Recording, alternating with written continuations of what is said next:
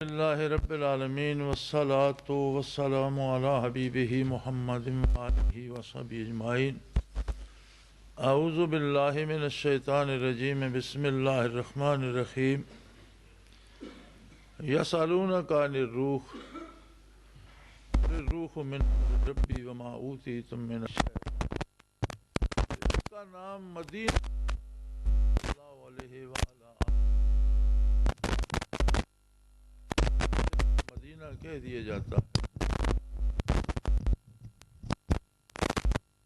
تو اس وقت یثرب تھا اور مشرکین مکہ اپنے لوگوں کو بھیجتے علماء یہود کے پاس کہ کچھ ایسے سوالات لاؤ جو بزم میں بھری محفل میں لوگوں میں آپ صلی اللہ علیہ وسلم پر کیے جائیں اور آپ کو لاجواب کیا جائے۔ یہ لڑائی بھڑائی، یہ رکاوٹ، یہ تکلیف دینا، یہ تو اپنی جگہ پر، اس سے خلق خدا تو نہیں مانیں گی کہ اگر آپ ایک شخص کو اذیت دے رہے ہیں تو وہ نبی نہیں ہے، تو ہم انہیں لوگوں کے سامنے لاجواب کریں۔ اس میں ایک بہت بڑا سوال یہ تھا، جو سوال وہ لاتے تھے ان سوالوں میں بہت بڑا سوال یہ تھا کہ روح کیا ہے؟ اور اس بات میں وہ ایک حد تک سچے بھی تھے کہ اس موضوع پر سوائے نبی کے کوئی زبان نہیں کھول سکتا، کوئی سائنس کے ذریعے سے یا کسی اور فلسفے کے ذریعے سے یا کسی اور علم کے ذریعے سے روح کی تعیین نہیں کر سکتا کہ روح ہے کیا۔ بلکہ سائنس نے تو اتنا عرصہ جھک مارنے کے بعد اب صرف مانا ہے کہ روح بھی ہے، اب کیا ہے یہ سوال تو بہت دور ہے، بہت پیچھے۔ آج کا عہد سائنس کی انتہائی ترقی کا عہد ہے، اور آج جب اعضاء کی پیوند کاری آئی، مرنے والے نے آنکھیں ڈونیٹ کر دیں، انہیں محفوظ کر لیا گیا، کسی زندہ کو لگائی گئیں تو وہ دیکھنے لگ گیا، مرنے والے نے کوئی اور عضو دل یا گردہ ڈونیٹ کر دیا، تو سائنس کو اب سمجھ آئی کہ یہ آنکھ جو ہے یہ مرنے والے کے وجود میں بھی دیکھ سکتی تھی، اس میں دیکھنے کی قوت اور اس کے ساری میکانزم یا مشینری درست ہے،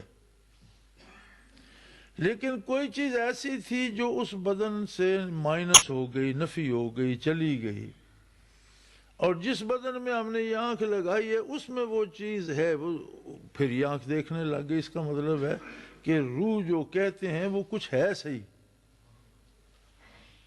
مرنے والے کے وجود سے روح الگ ہوئی تو یہ آنکھ بے چراغ ہو گئی، نہیں دیکھ رہی تھی، لیکن جب زندہ جسم کو لگائی گئی تو یہ تو یہاں پہنچ کر سائنس کو یہ پتہ چلا کہ روح ہے صحیح۔ اب تک تو روح سے انکار تھا، تو یہ بہت اہم سوال تھا۔ انہوں نے سوال کیا من جانب اللہ، جو جواب آیا یسألونک عن الروح، ہے میرے حبیب یہ آپ سے روح کے بارے پوچھتے ہیں، سوال کرتے ہیں اور سمجھتے ہیں کہ یہ سوائے نبی کے کوئی نہیں جانتا۔ قل الروح من امر ربی، انہیں بتا دیجئے کہ روح امر ربی سے، میرے رب کے امر سے ہے۔ امر اللہ کی صفت ہے،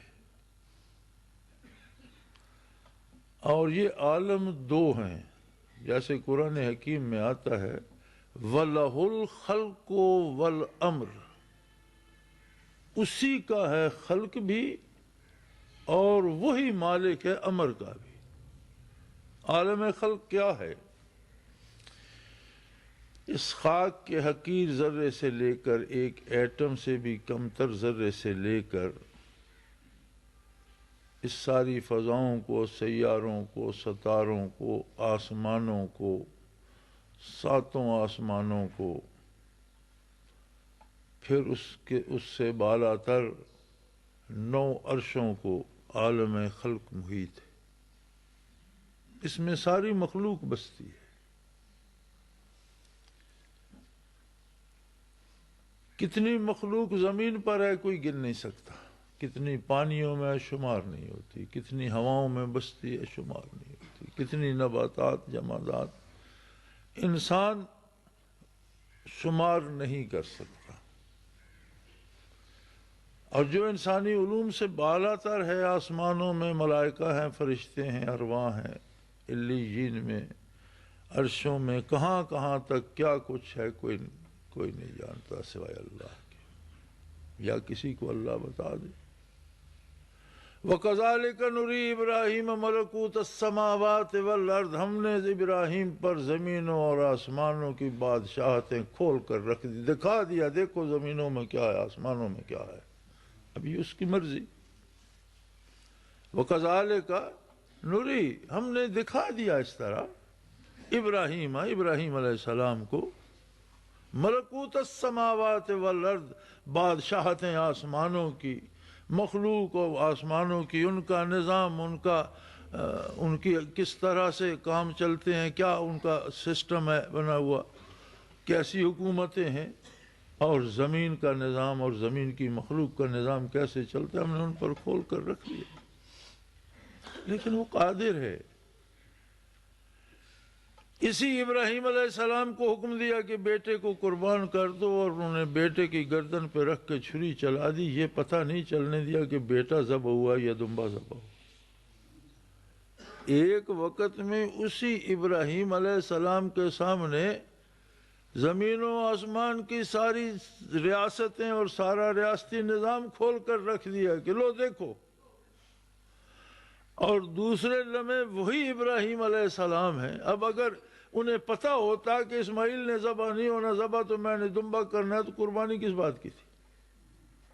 آپ کسی سے کہیں بیٹے کو لٹا کر اسے پھر اٹھا دینا اور دمبا ذبح کر دینا تو ہر کوئی کر سکتا ہے. اس میں ابراہیم علیہ السلام کا کمال کیا ہے؟ کمال یہی ہے کہ انہوں نے تو اپنی آنکھیں بھی بند کر لیں، بیٹے کی آنکھوں پہ پٹی باندھ دی، لٹا دیا، چھری چلا دی، خون کے فوارے بہے، جسم تڑپا. وہ یہی سمجھ رہے تھے کہ میں نے اسماعیل کو قربان کر دیا. جب آنکھ کھولی تو دیکھا ایک دمبا ذبح ہوا پڑا، اور اسماعیل علیہ السلام تو ادھر کھڑے ہیں.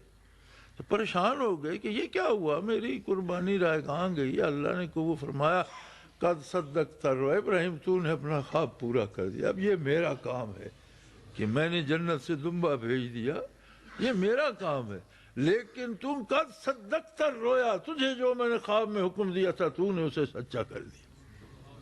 تو وہ قادر ہے کہ اسی بندے کو ایک آن میں ملکوت السماوات والارض بتا رہا ہے، اور دوسرے لمحے اس بندے کو یہ بھی پتہ نہیں کہ ذبح دمبا کر رہا ہوں یا بیٹا کر رہا ہوں. اس کے علوم کو کوئی محیط نہیں ہے، وہ واحد ہے، لا شریک ہے، نہ اس کی ذات میں کوئی اس جیسا ہے، نہ اس کی صفات میں کوئی اس جیسا. اور دونوں عالم کا مالک وہ ہے، خلق کا مالک بھی وہ ہے، امر کا مالک بھی وہ ہے. خلق اور امر میں ایک فاصلہ ہے، اور وہ یہ ہے کہ عالم خلق سارے کا سارا وقتی ہے، گنتی کے دنوں کا ہے، صدیوں کا ہو، اربوں سالوں کا ہو، لیکن اس کی انتہا ہے. خلق جہاں ہے وہاں موت ہے، اس لیے کہ موت حیات سے مقدم ہے، زندگی سے پہلے ہے. خلق الموت والحیات لِيَبْلُوَكُمْ أَيُّكُمْ أَحْسَنُ عَمَلًا، موت کو پیدا کیا اور زندگی کو پیدا. قرآن کی ترتیب بتاتی ہے کہ موت مقدم ہے، پہلے بھی تو فنا تھی، موت تھی، کچھ نہیں تھا، مخلوق پیدا فرما دی اور پھر آگے موت رکھ دی. تو عالم خلق سے پہلے موت ہے. یہ جو کہتے ہیں نا فلاں بے وقت مر گیا، یہ بھی گستاخی ہے. بے وقت کوئی نہیں مرتا، ہر کوئی اپنے وقت پہ مرتا ہے. اگر کوئی صدی بھی پوری کر جائے تو کہتے ہیں نوابزادہ نصر اللہ صاحب کی بے وقت موت نہیں. بے وقت کہاں سے ہے؟ موت تو زندگی سے پہلے ہے، کسی کی موت بے وقت نہیں ہے، ہر کوئی اپنے وقت میں مرتا ہے. ایک لمحہ تاخیر نہیں ہوتی، ایک لمحہ تقدیم نہیں ہوتی، کوئی اسے آگے پیچھے نہیں کر سکتا۔ تو عالم خلق میں سارے میں موت ہے زندگی کے ساتھ ساتھ۔ بلکہ حضرت علی کرم اللہ وجہ الکریم کا ایک قول ہے کہ موت تو اپنے وقت تک بندے کی حفاظت کرتی ہے کہ یہ میرا مال ہے، جب میرا وقت آئے گا میں اسے لوں گی اور اسے کوئی نہیں لے سکتا۔ بندہ تو موت کی امانت ہے، جس طرح تم اپنے مال کی، اپنے چیزوں کی حفاظت کرتے ہو، اسی طرح موت بندے کی حفاظت کرتی ہے اس وقت تک کہ جب تک وہ خود اسے وصول نہ کر لے۔ اسی طرح فرمایا رزق بندے کو تلاش کرتا ہے، جو اس کے مقدر کا ہے وہ اس تک پہنچتا ہے۔ کام کاج جو ہم کرتے ہیں یہ اس پر رزق کا انحصار نہیں۔ کتنے لوگ ہیں جو سارا دن مزدوری کرتے ہیں، ایک وقت کا کھانا نہیں ملتا، اور کتنے نکمے ہیں جن کے کتے بھی دودھ اور گھی کھاتے ہیں۔ رزق نصیبے کا ملتا ہے، کام کرنا اطاعت الہی ہے اور مزدوری کرنا عبادت ہے۔ تلاش رزق حلال اسی طرح فرض عین ہے جس طرح عبادت فرض عین ہے، اور محنت کرنا، ملازمت کرنا، زراعت کرنا، تجارت کرنا، کاروبار کرنا، یہ سارا کیا ہے؟ یہ عبادت ہے، اطاعت الہی ہے کہ اس نے کام کرنے کا حکم دیا۔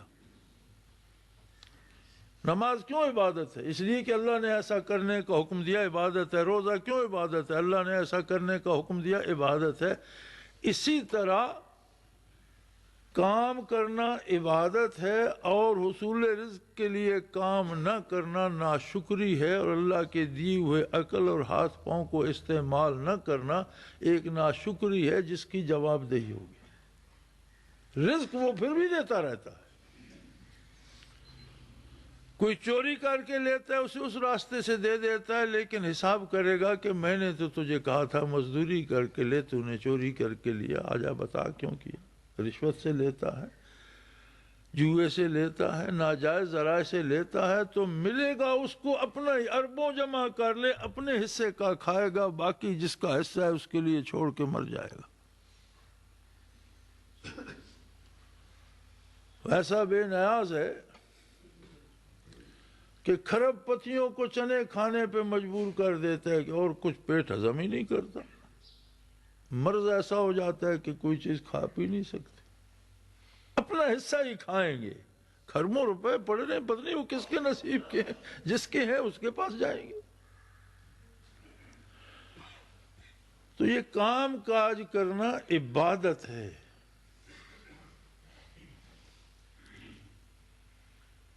تو عالم خلق میں ہر چیز کے پیچھے موت لگی ہوئی ہے۔ عالم امر میں موت کی رسائی نہیں ہے۔ عالم امر صفت ہے اللہ کی۔ اللہ کی ذات جس طرح ازلی و ابدی اور قدیم ہے، اسی طرح اس کی صفات بھی ازلی و ابدی اور قدیم ہے۔ اس کی کوئی صفت ایسی نہیں جو کبھی نہیں تھی اور پھر حاصل ہو گئی، یا حاصل ہو گئی تو کبھی نہیں رہے گی۔ یہ اس کی شان کے لائق نہیں ہے۔ جیسے اس کی ذات ہے ویسے اس کی صفات۔ یہ کمال ہے سارے عالم خلق میں روح انسانی کو عالم امر سے بھیج دیا۔ تو اس کا مطلب یہ ہے کہ روح کے لیے تو موت نہیں ہے، پھر موت عالم خلق کے لیے ہے، عالم امر میں موت کا دخل نہیں۔ عالم امر سے روح کو پیدا کیسے فرمایا؟ کوئی تجلی ڈالی اور پیدا ہو گئی، کوئی اپنا پرتو جمال القاء کیا، دست قدرت سے بنایا، کیسے کیا؟ اس سوال کا جواب یہ دیا وَمَا أُوتِيتُم مِّنَ الْعِلْمِ إِلَّا قَلِيلًا۔ یہ بات انسان کی عقل سے بالاتر ہے، یہ تمہارے سمجھنے کی بات نہیں۔ تمہارے لیے اتنا کافی ہے کہ روح عالم امر سے ہے، بس عالم امر سے وہ کیسے پیدا بنی، کیا ہے اس کی، کیا ماہیت ہے، کیفیت ہے، وہ پرتو جمال سے بنی، وہ کسی خاص تجلی سے بنی، کسی خاص صفاتی تجلی سے بنی، ذاتی تجلی سے، اس سے تمہارا کوئی سروکار، اس لیے کہ تمہارے علوم کی حد ہے اور یہ کام ان حدود سے بالاتر ہے۔ بس تم صرف یہ سمجھ لو کہ روح عالم امر سے ہے۔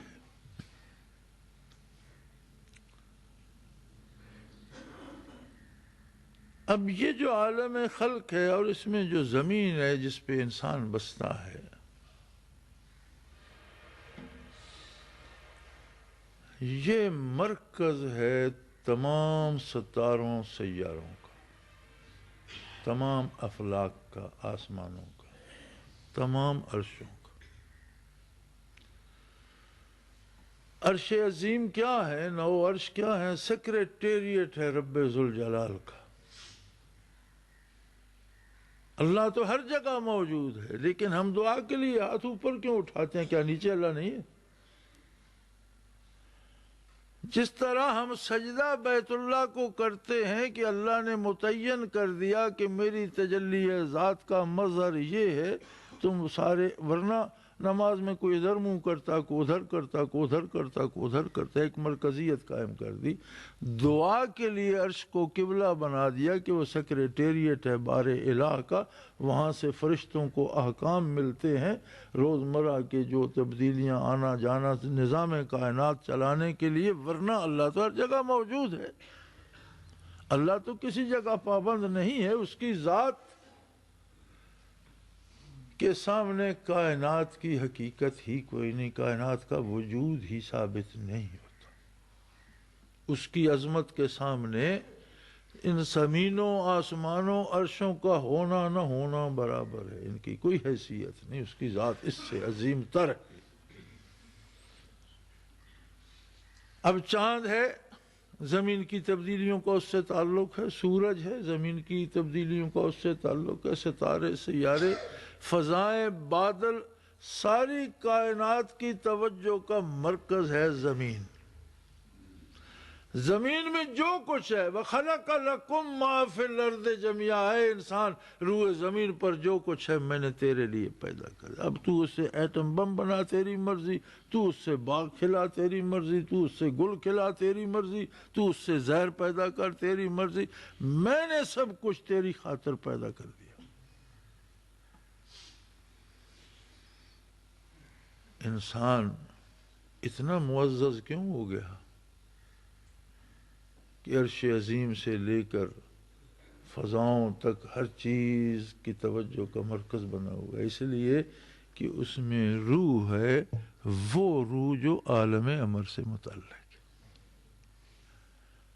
وہ عرشوں کے تقدس سے پاک، آسمانوں کی لطافت سے لطیف، فرشتوں کے وجود سے نازک تر، کائنات کی تمام رنگینیوں سے زیادہ رنگین، زیادہ خوبصورت، زیادہ حسین، اور آئینہ ہے تجلیات باری کا، حصہ ہے پرتو جمال کا، کرن ہے نور جمال کی۔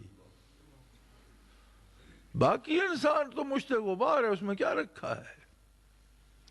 سائنسدانوں نے انسانی وجود کا تجزیہ کر کے اس میں جو جو عناصر میڈیکلی ہیں انہیں الگ الگ کر کے قیمت لگائی تھی کوئی 2.5 روپے۔ سارا مٹیریل 2.5 روپے پاکستانی کا بنا تھا چند برس پہلے، جب سائنسدانوں نے اس کا لیبارٹری تجزیہ کیا کہ اس میں کون کون سے اتنا کیلشیم ہے، اتنی فلاں ہے، اتنی فلاں ہے، تو اس سے انسانی وجود بن جاتا ہے۔ سب کا تجزیہ کیا گیا تو 2.5 روپے کا مٹیریل تھا۔ اس 2.5 روپے کو تو کوئی سجدہ نہیں کرتا، اس 2.5 روپے پر تو کوئی قربان نہیں ہوتا، اس کی تو کوئی غلامی نہیں کرتا۔ یہ عزت انسانی کس لیے ہے؟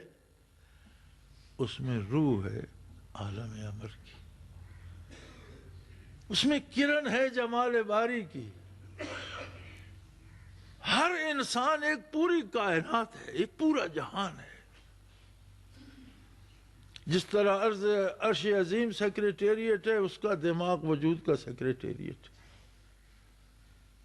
جہاں اللہ جل شانہ کی حکومت ہے، وہاں اس کے دل میں اللہ جلوہ گر ہو جاتا ہے۔ جس طرح کائنات بسیط میں بے شمار مخلوق ہے، انسان کے ایک ایک رگ و ریشے میں لاکھوں جراثیم اور لاکھوں ایٹم اور اربوں کھربوں مخلوق ایک وجود کے اندر بس رہی ہے۔ آج تو عام بات ہے نا، آپ کہتے ہیں ملیریا کے جراثیم آ گئے، پیدا ہو گئے نا اندر، پھر آپ نے انجیکشن دیا وہ مر گئے۔ اس کا مطلب ہے اندر ایک جہان ہے، جو مخلوق پیدا بھی ہوتی ہے، مخلوق مرتی بھی ہے، اس میں تبدیلیاں بھی آتی ہیں۔ جیسے دنیا پہ انسانوں میں برائی پھیل جائے تو فساد پیدا ہو جاتا ہے۔ ظہر الفساد فی البر والبحر بما کسبت ایدی الناس، وجود کے اندر جو ہے جب ان میں فساد برائی آتی ہے تو وجود کو بخار ہو گیا، ٹی بی ہو گئی، گردے خراب ہو گئے، کوئی نہ فساد پیدا ہو جاتا ہے۔ اس کا مطلب ہے ہر بندہ ایک مکمل جہان ہے، اور اس جہان کو آباد کرنے کے لیے وہ پرتو جمال جو روح کی صورت میں ہے اس میں موجود ہے۔ اب اس انسان کو دیکھو جو اس وجود کو اتنا گندا کر دے کہ اسے روح سے نسبت دیتے ہوئے بھی حیا ہے، جو اس کو اتنا آلودہ کر دے، تو سمجھ آتی ہے کہ کفر پر عذاب کیوں ہوگا۔ سب سے بڑی غلاظت کفر و شرک ہے، اللہ کا انکار ہے، اس کے ساتھ کسی کو شریک کرنا ہے۔ اب اس کے پرتو جمال کے اندر ہوتے ہوئے اسے نہ مانا جائے، اس کے اندر ہوتے ہوئے اس جیسا کسی اور کو مانا جائے، تو اس سے بڑا ظلم کیا ہوگا۔ اسی لیے فرماتا ہے کہ یہ فیصلہ یہیں سن لو، باقی فیصلے قیامت میں کریں گے، یہ فیصلہ یہاں سن لو، انکار پر یا شرک پر جو مرا میں اسے نہیں معاف کروں، وہ قابل معافی نہیں ہے۔ ان اللہ لا یغفر ان یشرک بہ۔ آپ یہ سارا سوچ کر جو میں نے عرض کیا، آپ فیصلہ کریں، کیا یہ بخشے جانے کے لائق ہے؟ اچھا، کفر و شرک سے تو بچ گیا، لیکن اس نے جو جمال باری کا مسکن تھا اسے غلاظتوں سے، آلائشوں سے بھر دیا، آلودہ کر دیا، اس میں گناہ کی ظلمت ڈالتے ڈالتے ڈالتے اسے تاریک کر دیا، حرام کھاتے کھاتے کھاتے اس پر کیا سے کیا غلاف چڑھا دیے، سود کھا لیے، چوری کا مال کھا لیا، جھوٹ بول کر لے لیا، یہ سب کچھ کرتے کرتے کرتے اب ہر گناہ کی تاریکی الگ ہے اور ہر گناہ کی بدبو الگ ہے۔ تو ایک اس گھر کو جس میں اس کا پرتو جمال بستا تھا، غلاظتوں سے، تاریکیوں سے، بدبوؤں سے بھر دیا، تو کیا اس کا محاسبہ نہیں ہوگا؟ محاسبہ اس اعتبار سے ہوگا، یہ مت بھولیں کہ یہ تو چھوٹی سی غلطی ہے، وہ غلطی اس پہ نہیں، محاسبہ اس اعتبار سے ہوگا کہ میں نے تیرے سینے میں اپنی ذات کو بسا دیا اور تو نے میرے ارد گرد غلاظتوں کے انبار لگا دیے۔ آپ سے کم تر درجے کا کوئی مہمان آپ کے گھر آ جائے، جس کمرے میں آپ اسے بٹھائیں، اس کے گرد گرد قربانی کی اوجڑیاں، مردہ کتے، مردہ چیزوں کی، جانوروں کے ڈھانچے، بدبودار کیچڑ، غلاظتیں اٹھا کر لیٹرینیں صاف کر کے اس کے گرد ڈھیر لگاتے جائیں تو کتنا خوش ہوگا۔ کیا آپ ایسا کر سکتے ہیں؟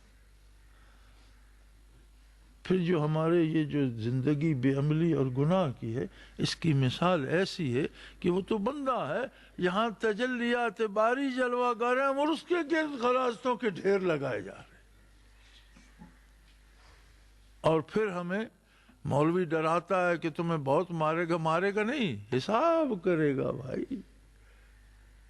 اور جو ہم کر رہے ہیں ویسا ہم سے ہوگا۔ اللہ کریم فرماتا ہے وَمَا ظَلَمْنَاهُمْ، میں نے کسی سے زیادتی نہیں کی، وَلَٰكِنْ كَانُوا أَنفُسَهُمْ يَظْلِمُونَ، یہ اپنے لیے اپنے اوپر خود ظلم توڑتے رہے۔ انہیں کیا ضرورت تھی کہ میں نے تو ان کے سینے کو مظہر جمال بنا دیا اور انہوں نے اس کے ارد گرد آلائشوں کے ڈھیر لگا دی۔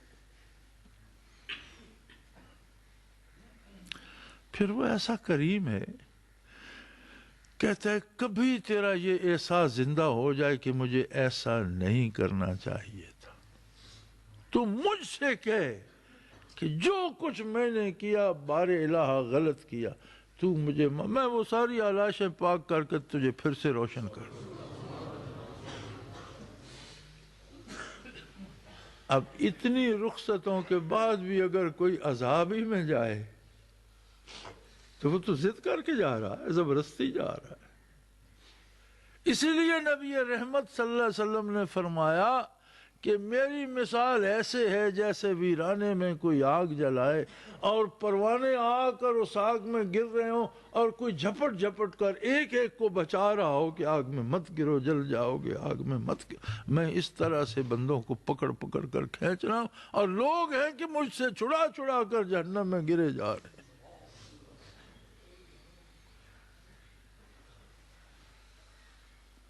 تو اس کی رحمت تو اتنی وسیع ہے۔ یا رب تو کریمی و رسول تو کریم، صد شکر کے ہستے میاں نے دو کریم۔ اللہ کریم ہے، اس کا نبی کریم ہے، اور بندے کو بچانے کے لیے رات دن کوشاں۔ میرے بھائی، قرآن کا حاصل کیا ہے؟ بندہ اپنے وجود کو آلائشوں سے بچا کر اس محبت، اس تجلی باری کی رہائش کے قابل بنا لے۔ یہ سارے قرآن کے نزول کا، علم کا، تفسیر کا حاصل یہ ہے۔ حضرت فرمایا کرتے تھے کہ قرآن کا حاصل ہے سورہ یاسین، سورہ یاسین کا حاصل ہے سورہ فاتحہ، سورہ فاتحہ کا حاصل ہے بسم اللہ الرحمن الرحیم، اور بسم اللہ کا حاصل ہے بے، اس لیے کہ بے وصل کی ہے، تلبس کی ہے۔ جس کے ساتھ بے لگتی ہے، بالواد آپ وادی کے ساتھ جڑ گئے، بسم اللہ آپ اسم الہی کے ساتھ جڑ گئے، تو یہ بے تلبس کی ہے، یعنی ساتھ ملا دیتی ہے۔ اور سارے قرآن کا حاصل یہ بے ہے کہ بندے کا وجود بھی اس تجلی باری سے مل جائے جو اس کے سینے میں موجود۔ یہ سارا دین اتنا سا ہے، سارا اسلام یہ ہے۔ اب یہ بظاہر تو آسان سی بات ہے، عملی زندگی میں یہ بہت بڑا کام ہے۔ جانتا ہی کوئی نہیں، روح ہے تو کیا ہے، اس سے ملنے سے کیا ہوگا، بچھڑے گی تو کیا بگڑے گا، پتہ ہی نہیں کسی کو۔ نبی کا کمال یہ ہوتا ہے کہ وہ صرف بتاتا نہیں، کر کے دکھا دیتا ہے۔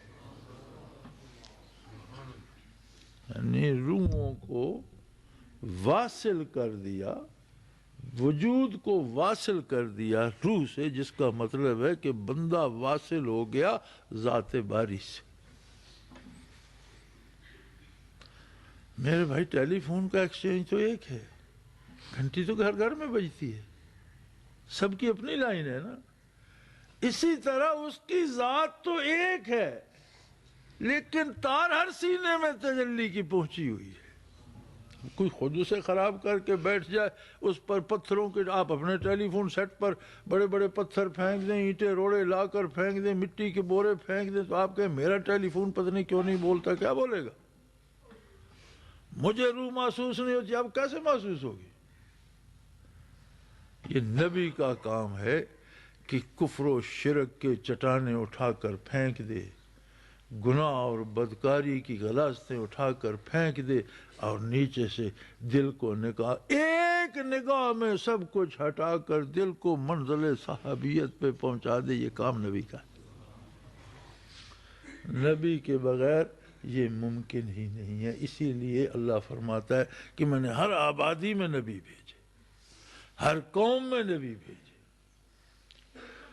اور پھر امام الانبیاء صلی اللہ علیہ وسلم جب مبعوث ہوئے تو اقوام عالم نہیں، زمان عالم کے لیے، جب تک زمانہ قائم ہے تب تک کے لیے ہر دل سے حجابات کو ہٹا دینا منصب جلیلہ ہے محمد رسول۔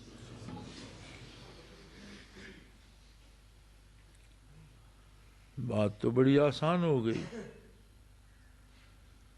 کُنَّا کَزَوْجِ حَمَامَةٍ فِي أَيْكَةٍ مُتَمَتِّعِينَ بِصِحْتٍ وَشَبَابٍ دَخَلَ الزَّمَانُ بِنَا وَفَرَّقَ بَيْنَنَا إِنَّ الزَّمَانَ مُفَرِّقُ الْأَحْبَابِ۔ ہم تو کبوتروں کے جوڑے کی طرح، شاعر کہتا ہے کُنَّا کَزَوْجِ حَمَامَةٍ، ہم تو ایک کبوتروں کے جوڑے کی طرح بڑے پیار سے فی ایکت متمتعین بصحت و شبابی، اپنے گھونسلے میں صحت اور جوانی سے مزے لوٹ رہے تھے، جوانی کے خوش باش رہ رہے تھے۔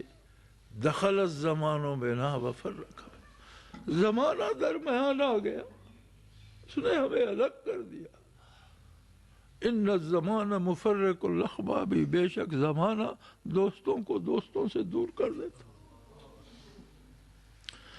کام تو آسان ہے کہ اس کو لے جاؤ دل کو، سینے کو محمد رسول اللہ کے سامنے، لیکن ہمارے درمیان تو زمانہ آ گیا۔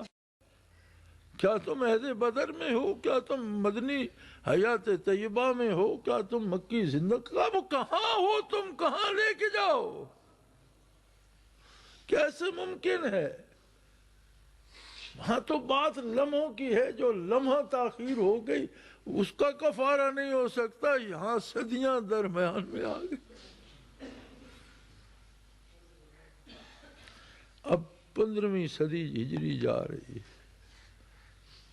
1500 سال کون عبور کرے، کون سینہ چیرے ان صدیوں کا، کون ہمیں لے کے جائے وہاں؟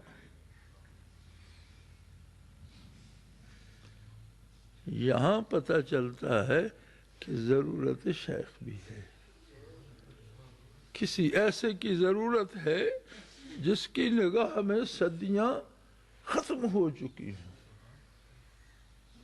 جس کی بارگاہ میں فاصلے مٹ چکے ہوں، کوئی ایسا جو صدیوں کو چیر کر آج بھی حضور نبوی سے جس کا سینہ منور ہو، کوئی ایسا چاہیے۔ اسے کہتے ہیں شیخ۔ کوئی جوں زمانہ دور ہوتا جائے گا شیخ کی ضرورت تو شدید تر ہوتی ہے۔ اور یہ کوئی آسان کام نہیں ہے کہ لتھڑے ہوئے وجودوں کو میخانوں سے لے کر، کلبوں سے لے کر، ہوٹلوں سے لے کر، سیرگاہوں سے لے کر، گناہ کے مراکز سے لے کر کو آشنائے کوئے یار کر دے، اور وہ سر جو کبھی میخانے کی دیواروں سے پٹکا کرتے تھے وہ جا نمازوں پہ اور مساجد پہ جھک رہے ہیں۔ یہ کوئی آسان کام ہے کیا؟ یہ ویسے ہی ہو جاتا۔ ماں باپ جو اولاد کی پرورش کرتے ہیں اور نازوں سے پالتے ہیں ان کے کہنے سے نہیں رکتا، بیوی بچوں کو تباہ کر دے ان کے کہنے سے، یہ کون ہے جو پکڑ کر اسے بھی وہاں جھکا دیتا؟ کس قوت سے جھکاتا ہے؟ یہ شیخ ہوتا ہے۔ جس طرح سورج کے بغیر عالم بے چراغ ہو جائے، اسی طرح انبیاء کے بغیر کائنات بے چراغ ہو جاتی، اور جس طرح چاند ستارے سورج سے مستفید ہو کر تاریک راتوں میں رہنمائی کرتے ہیں، اسی طرح مشائخ عظام سینے کو محمد الرسول اللہ کی بارگاہ سے جگمگا کر دنیا کی تاریکیوں میں مخلوق کی رہنمائی کرتے ہیں۔ اب اگر کوئی ستاروں سے آنکھ بند کر لے اور چٹانوں سے ٹکراتا پھرے اور وادیوں میں بھٹکتا پھرے تو اس کی بد نصیبی ہے، اس کا اپنا فیصلہ ہے یا اس کی جہالت ہے۔ اب تو زمانہ ایسا آ گیا، خود کو عالم کہلانے والے کہتے ہیں یہ اس کی ضرورت کیا ہے، تو فضول کام ہے۔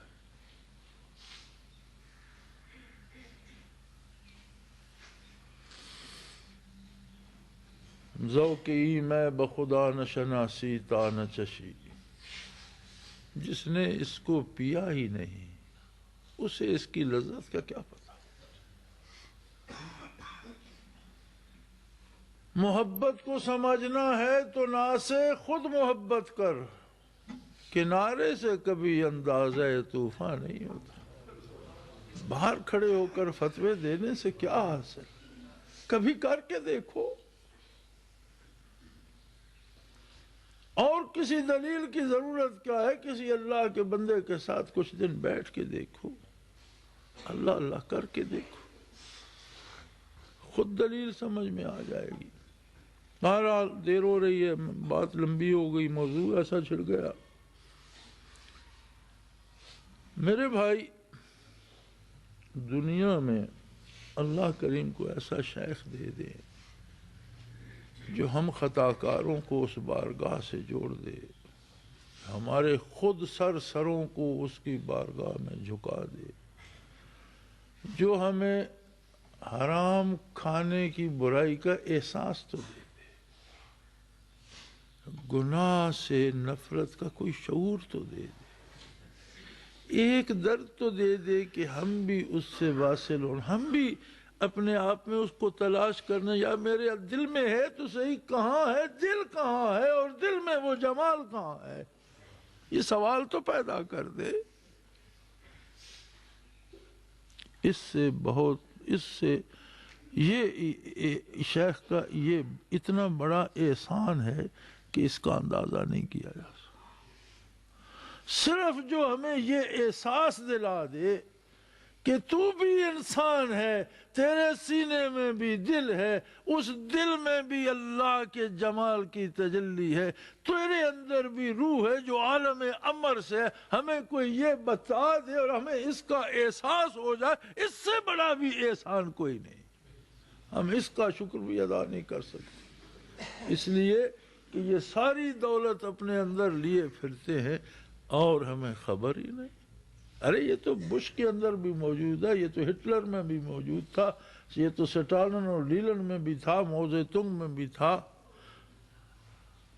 انہیں تو خبر ہی نہیں تھی، وہ ساری عمر پتہ ہی نہیں چل سکا۔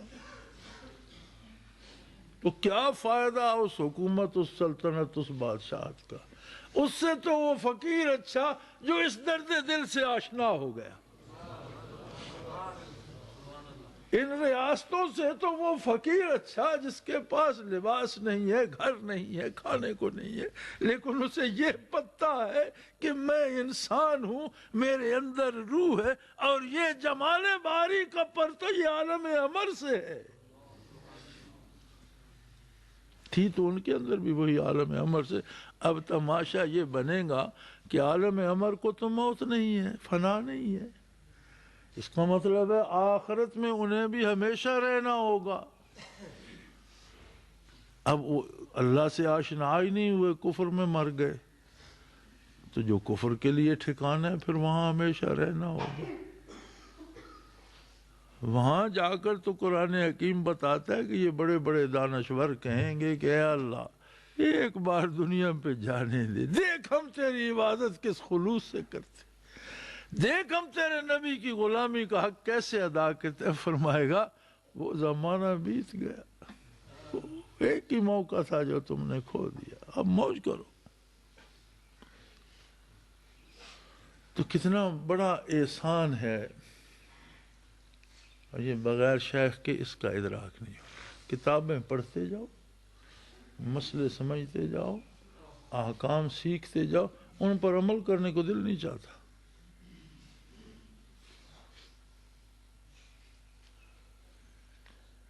بہت مشہور مولوی صاحب تھے ایک،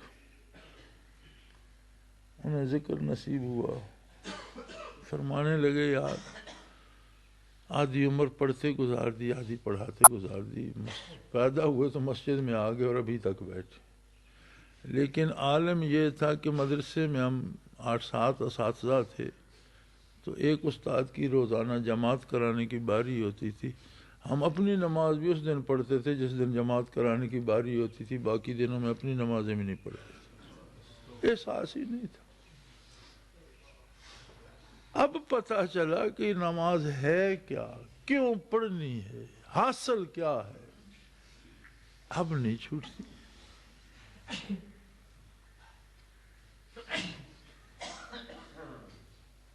تو شیخ کا یہ احسان کہ وہ ہمیں یہ احساس دلا دے کہ بھائی تو غریب صحیح لیکن تو انسان ہے، تیرا وجود انتہائی سستے مادے اور مٹیریل کا صحیح لیکن تیرے اندر جو ہیرے اور جواہرات ہیں وہ سوائے انسان کے کسی کے اندر نہیں ہیں، تیرے اندر بھی وہ روح ہے جو عالم امر سے ہے، اور اس کی مہمانداری اسی طرح سے کر جو اسے زیب دیتی۔ اب اس کے جمال کے سامنے اسی کی نافرمانی، یہ تو مزہ نہیں آئے گا، اس کے روبرو اس کی نافرمانی کر دے تو مزہ نہیں، تیرے اندر موجود ہے اور تو اسی کی نافرمانی کیے، اگر یہ احساس بھی ہو جائے تو یہ کتنا بڑا مقام ہے۔ چہ جائے کہ کوئی ہمارے وجود خاکی کو ذاکر کر دے، بدن کے ذرات سے، خون کے قطروں سے، ریشوں سے، ہڈیوں سے، پٹھوں سے اللہ اللہ کی آواز آنے لگے تو یہ تو کمال ہو گیا، یہ تو بات بہت دور چلی گئی۔ ارے مقامات اور مراقبات کی بات کرتے ہو، اس سے بڑا بھی کوئی مقام ہے کہ کھربوں ایٹم جو بندے کے وجود میں ثم تلین جلودہم وقلوبہم الی ذکر اللہ، ہر ذرہ اللہ اللہ کرنے لگ جائے، اور کیا چاہیے؟ یہ نعمت شیخ ہی دے سکتا ہے۔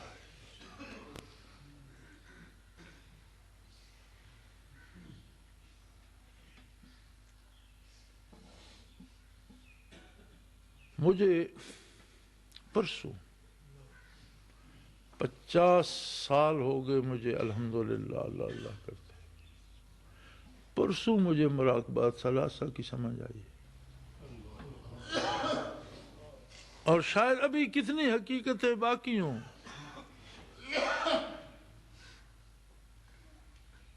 میں پہلے دن جب شیخ کے پاس بیٹھا رحمت اللہ تعالی علیہ تو انہوں نے جو توجہ دی تو اس میں مراقبات ثلاثہ کرائے، اس بات کو 50 سے زیادہ سال ہو گئے،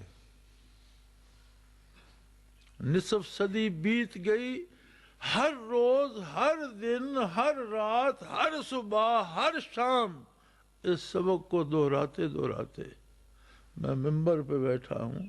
اللہ کی قسم مجھے پرسوں مراقبات ثلاثہ کی وسعتوں کی سمجھ آئی، جو مجھے پرسوں پتہ چلا وہ پرسوں تک میرے علم میں نہیں تھا۔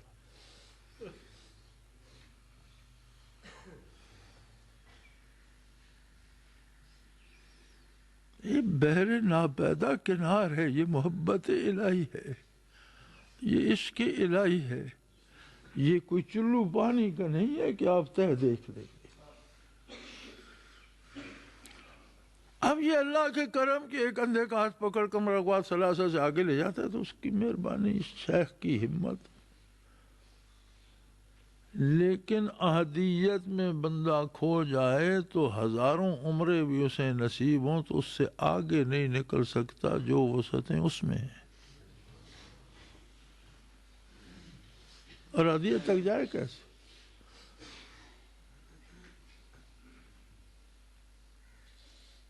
یہی حال میت و اقربیت، اس سے آگے جو دائرہ ہے وسیع تر ہوتا جاتا ہے، فنا بقا ہے، فنا بقا پر پہنچ کر بڑے بزرگوں نے لکھا کہ ہم نے سلوک مکمل کر لیا، ایسے سادے تھے بیچارے کہ فنا بقا تو ابجد ہے سلوک کی۔ اب بچہ الف بے جیم تے یہ پڑھ لے تو اس نے علم مکمل کر لیا۔ یہ فنا فی اللہ اور بقا باللہ ابجد ہے سلوک کی۔ سلوک تو اس سے آگے شروع ہوتا ہے اور کبھی ختم نہیں ہوتا۔ وصال الہی اور قرب الہی کی کوئی حد نہیں ہے کہ آپ چلتے گئے آگے دیوار کی طرح اللہ کریم آ گئے اور اب سلوک ختم ہو گیا، ایسا کچھ نہیں ہوتا۔ دنیا میں ترقی ملتی رہتی ہے اور اللہ کو برزخ میں ترقی ملتی رہتی ہے، میدان حشر میں ملے گی، اور جنت میں ہمیشہ ترقی کرتے رہیں گے اور ابد الآباد کرتے رہیں گے، اور قرب الہی کی انتہا نہیں آئے گی۔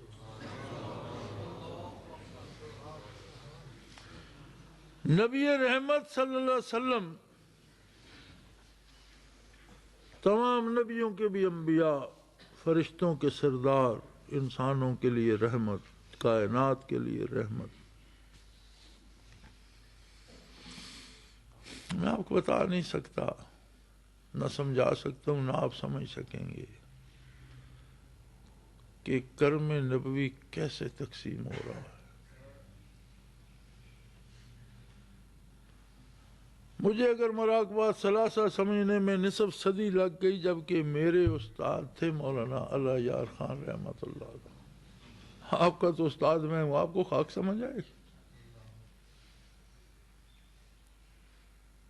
آپ کو تو سکھا میں رہا ہوں، آپ کو کہاں سمجھ آئے گی؟ آپ کو تو کہیں آنکھ بند ہوگی تو شاید پتہ چلے گا کہ آگے کیا ہے۔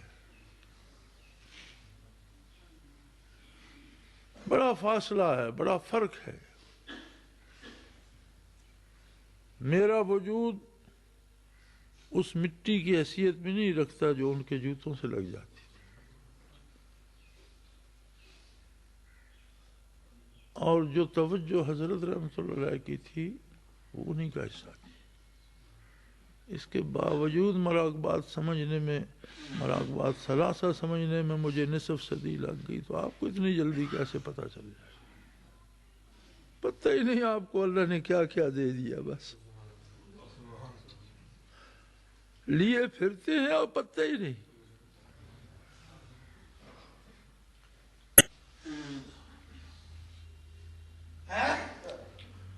پھر میرے بھائی، کتنا عظیم انسان ہے وہ، جو ہمیں ایک پل میں ان ساری وسعتوں سے نکال کر معیت اقربیت، فنا بقا، سیر کعبہ اور فنا فی الرسول میں پہنچا دے۔ حد ہو گئی، کمال ہو گئی۔ اس کے قدموں میں تو 1000 جان ملے اور 1000 بار لٹا دی جائے تو شکر ادا نہیں ہو سکتا۔ 100,000 جان بر قدمت فدا، 100,000 جان بر قدمت فدا، کہ رسانی دی حضور مصطفیٰ۔ تو معمولی بات ہے، صدیوں کے سینے چیر کر کسی کو آقا نامدار کے روبرو کر دیا۔ اب اس سے بعد وہ کیا چاہتا ہے؟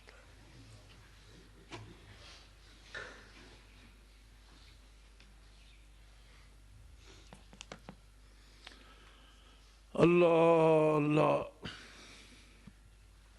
حضرت رحمت اللہ علیہ کے مقامی طور پر دشمن بھی بہت تھے، اور جو رشتہ دار تھے وہ زیادہ دشمنی کرتے تھے دوسروں کی نسبت، مخالفت بھی کرتے تھے، پراپیگنڈا بھی کرتے تھے۔ برسوں چلتا رہا میں، زندگی میں ایک بار ایسے لوگوں سے سابقہ پڑا جنہوں نے مجھ پر بھی سوال کیا کہ کیوں آتے اس بندے کے پاس، یہ ایسا ہے ویسا ہے، یہ ہے وہ ہے۔ میں نے صرف اتنا کہا کہ میں ان کی آزمائش یا ان کا کردار جاننے کے لیے نہیں آتا، نہ میں ان پر کوئی معائنہ افسر یا انسپیکٹر لگاؤں۔ میں آتا ہوں کہ یہ مجھے کیفیات قلبی عطا کرتے ہیں، تم دے سکتے ہو؟ کہ ہم تو جانتے نہیں یہ کیا ہوتے ہیں۔ میں نے کہا بس تمہارا میرا کوئی جھگڑا ہی نہیں۔ مجھے جس چیز کی ضرورت ہے وہ مجھے اس سے ملتی ہے، تمہیں اس کی خبر ہی نہیں۔ اب وہ کیسا ہے کیسے تو میرا تو کوئی تعلق نہیں، یہ وہ جانے، اس کا رب العالمین جانے، مجھے اس سے کیا۔ اگر تم سچ کہہ رہے ہو تو بھی مجھے کوئی فرق نہیں پڑتا، اور اگر تم جھوٹ بول رہے ہو تو بھی مجھے کوئی فرق نہیں پڑتا، چونکہ یہ کام اللہ کا ہے، وہ جانے اس کا۔ یہ میرا کام نہیں ہے کہ میں ان کا محاسبہ کروں، میرا کام یہ ہے کہ جو مجھے چاہیے وہ مل رہا ہے۔ اللہ خیر۔ میں نے کہا میں جب آتا ہوں میرے دن کو دنیا بدل جاتی ہے، اور میں 7-8 دن سے زیادہ ان سے الگ نہیں رہ سکتا، پھر وہ مجھے بھوک لگتی ہے، جس طرح کھانے کی بھوک لگتی ہے، جس طرح تپتے صحرا میں پیاس لگتی ہے، میں بے قرار ہوں، میں پھر چل پڑتا ہوں، آپ مجھے کیسے روکیں گے؟ یا میری یہ پیاس بجھانے کی توفیق تمہیں ہے؟ کہ یہ باتیں تم جانتے نہیں جانتے تو میرے درمیان مت آؤ۔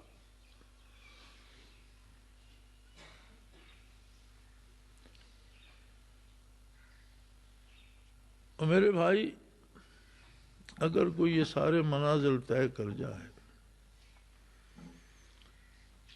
فنا بقا سے آگے سالک المجذوبی کے ایک ایک منزل میں 16,000 نورانی حجابات ہیں، 7 منازل ہیں، آگے دریائے رحمت ہے، وسیع منازل ہے، پھر جا کر مسجد نور میں پہنچتا ہے، اور وہاں سے پہلے عرش میں جب چلتا ہے تو مسجد نور سے پہلے عرش کی انتہا تک 1,25,000 منازل ہیں۔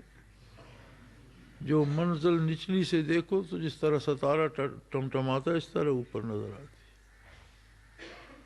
پہلے اور دوسرے عرش کے درمیان جو خلا ہے وہ پہلے عرش کی موٹائی سے زیادہ ہے، دوسرے عرش کی وسعت اس خلا سے زیادہ ہے۔ اسی طرح بڑھتے جاتے ہیں، آنکھ آمد نو فلک معراج او، انبیاء اولیاء محتاج او، صلی اللہ علیہ وسلم۔ وہ ہستی جس نے 9 عرش سے آگے جس کا معراج تھا۔ اگر کوئی 9 عرش طے کر جائے، اس کی روح اوپر چلی جائے، سلوک ختم نہیں ہوا، وہ اب گھر پہنچا۔ یعنی ساری منزلیں مار کر جس جگہ سے اس کی روح دنیا میں گئی تھی، ساری محنت کر کے وہ وہاں پہنچا، عرش عظیم 9 عرشوں سے اوپر عالم امر میں پہنچا تو گھر پہنچا، آگے اب ترقی کرے۔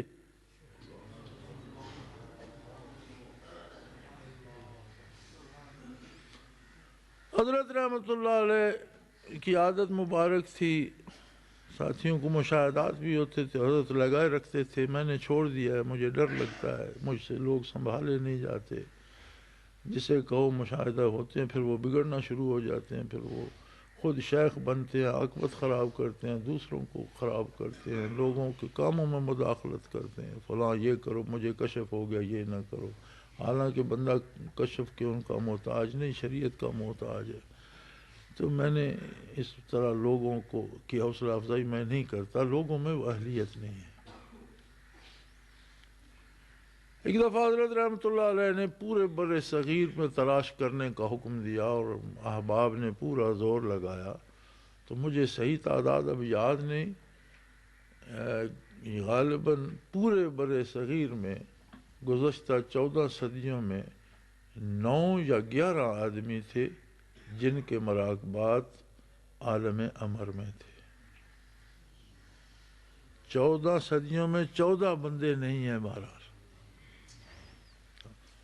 اور یوں بر صغیر پہ نگاہ کرو تو آسمان پہ ستارے کم ہیں اور زمین میں اولیاء اللہ زیادہ ہیں۔ عمریں بیت گئیں، کوئی احدیت سے نہیں نکل سکا، میت سے نہیں نکل سکا، اقربیت فنا بقا پہ پاگل ہو گیا، مجذوب ہو گیا، آگے نہیں جا سکا۔ سالک المجذوب گنے جا سکتے ہیں، عرشی منازل کے حمل گنے جا سکتے ہیں، اور عالم امر میں 14 صدیوں میں 14 بندے نہیں ہیں۔ پھر کیا تھا وہ شیخ جس نے چند سالوں میں ہزاروں پیدا کر دی. وہ کیا بندہ تھا، اس پر اللہ کا کیا کرم تھا، اس کے قلب، اس کی توجہ کی کیا کیفیت تھی، بارگاہ نبوی میں اس کا کیا مقام و مرتبہ تھا کہ جس نے زندگی کے چند سالوں میں ہزاروں عالم امر میں پہنچا دیے.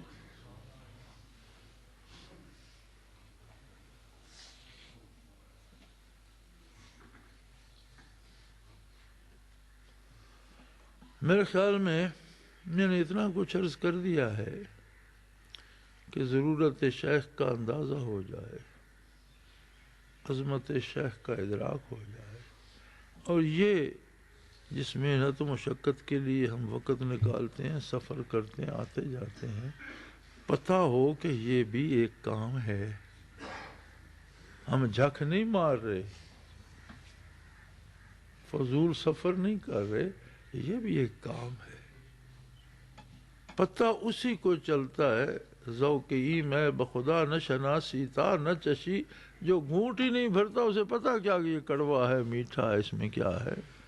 جو دریا میں اترتا نہیں اسے پتہ کیا طوفان کیا ہوتے ہیں. اور کتنے دریاؤں میں لوگ جاتے ہیں، ان کا کوئی جہاز ران، ان کا ملا انہیں آرام سے پار اتار دیتا ہے. پتہ اسے ہوتا ہے جو طوفانوں سے لڑتا ہے. سواریاں تو اتر گئیں آرام سے، لیکن جس نے اس کو لے کر اتارا، جو لے کر گیا طوفانوں کے سینے چیر کر، اس نے کتنی محنت کی ہوگی. جہاز میں سوا مسافر تو شاید سو رہے ہوں گے، جہاز ران کو تو فرصت نہیں ہوگی کھانے پینے کی.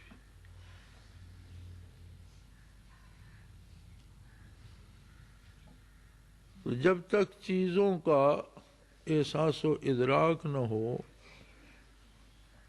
ان کی قیمت کا اندازہ نہیں ہوتا، اور بندہ شکر نہیں کر سکتا.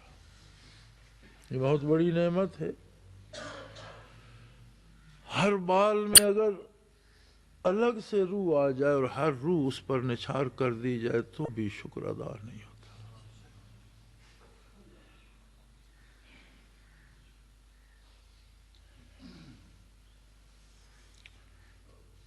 اس لیے سلطان بہو نے کہا تھا نا کہ لوں لوں دے مڑ لکھ لکھ اکھیاں تو مرشد ویکھ نہ رج جاؤ. ایک ایک بال میں ایک ایک لاکھ آنکھ ہو اور میں مرشد کو دیکھتا رہوں تو میرا دل نہیں بھرے.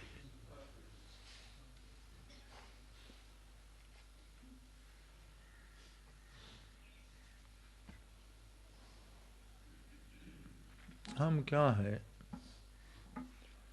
ہم تو ایک ملازم ہیں، اجیر ہیں. ملازم میں ایک قسم ہوتی ہے اجیر. اجیر وہ خادم ہوتا ہے جس کی ایک ڈیوٹی نہیں ہوتی، جو کام آ گیا، جس کا حکم ملا وہ. دھوبی نے تو کپڑے دھونے ہیں، نائی نے تو حجامت کرنی ہے، باورچی نے تو کھانا بنانا ہے، باغبان نے تو پانی دینا ہے گلوں کو. لیکن اجیر ہر کام کے لیے ہوتا ہے. جاؤ بھائی کھانا بناؤ، کھانا بنانا ہے. باغیچے کی گوڈی کا اس نے کپڑے دھو، اس نے دھونے. اجیر وہ ہوتا ہے جسے مالک جس کام پہ چاہے لگا. مالک اب بھی مشائخ ہی ہیں، مالک اب بھی حضرت ہی ہیں، سلسلہ انہیں کا ہے. ہم تو اجیر ہیں، خادم ہیں، غلام ہیں. جو حکم ہوگا وہ کریں گے، اور اللہ اس کی توفیق دے اور کرتے. سفر کا حکم تھا تو ساری دنیا میں پھرے، روک دیا تو بیٹھے ہیں، برس بیت گئے.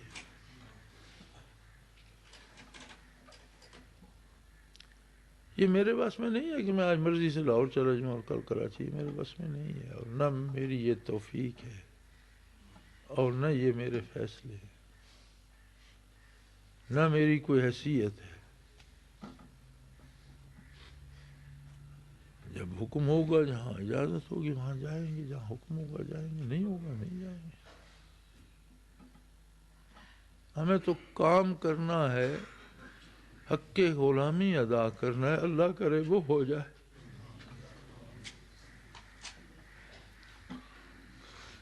زندگی انسان پل صراط پہ گزارتا ہے اگر اس میں انسانی شعور ہو تو، ادھر جائے گر جائے گا، ادھر ہوگا گر جائے گا۔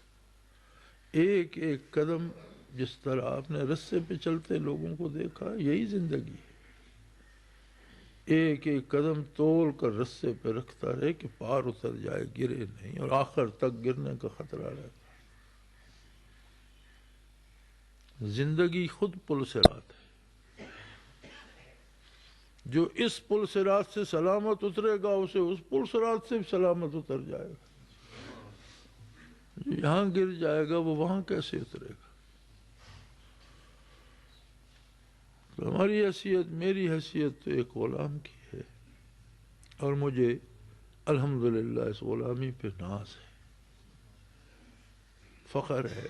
یہی سرمایہ ہے زندگی کا، موت کا۔ میدان حشر میں یہ تو کہہ سکیں گے یا اللہ ہم تو ان کے ساتھ وابستہ ہیں، آگے کیا ہے یہ جان، تو جان اور یہ جان، اس سے بڑی کوئی بات نہیں۔ میرے بھائی یہ اللہ کی بہت بڑی نعمت ہے، اس کی عظمت کو سمجھو، احساس کرو اور اس کا شکر ادا کرو۔ ایک ایک لمحہ جو نصیب ہو جاتا ہے وہ صدیوں پہ بھاری ہے۔ اللہ کریم ہم سب کی خطائیں معاف فرمائے، ہمیں اپنے احسانات کی عظمت کا احساس دے اور شکر کرنے کی توفیق دے۔ آخر دعوانا الحمدللہ۔